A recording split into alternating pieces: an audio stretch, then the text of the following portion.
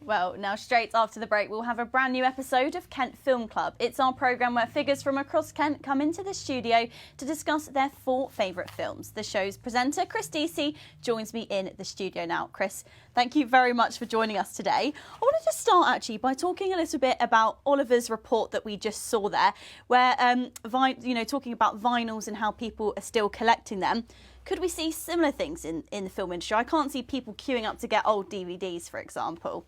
No, but there was a time when the shops would open on a Monday morning, like Woolworths, 8:30 on a Monday, so that people, before they go to school, before they go to work, could buy the latest, the Disney cartoons. So that was really big in the sort of second half of the 90s. So in those days, of course, it was all about the physical item. And actually, I saw The Rock again at Cineworld in Rochester last Thursday, just after talking to you.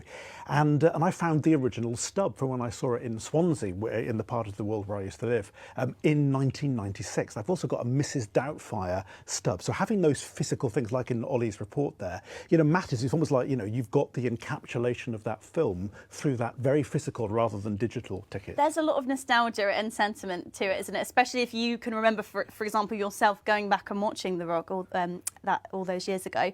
But in this case, it's so much easier for us to access films now. We don't have to go to the shop and buy a DVD or a video.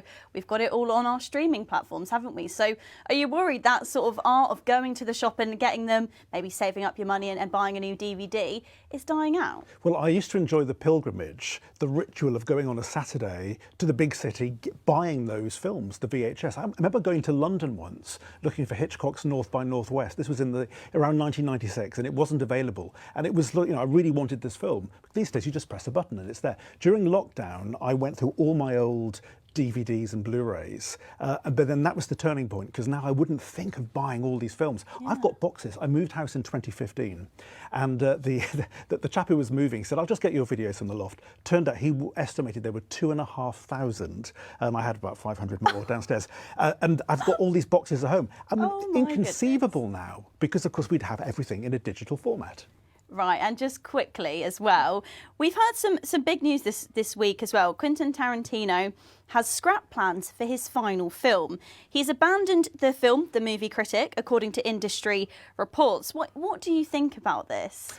Well, he did something similar in 2014 with The Hateful Eight, when he said he wasn't going to go ahead with that film, but a year later it came out and of course won all sorts of accolades. So I don't know whether in this case he's going to have a change of heart, but there's a big thing because it's his 10th film, and he said he's not going to make any more than 10. That's the limit, and we've always known that. So maybe there's another film in the offing that he thinks could be the great, the zenith of his career.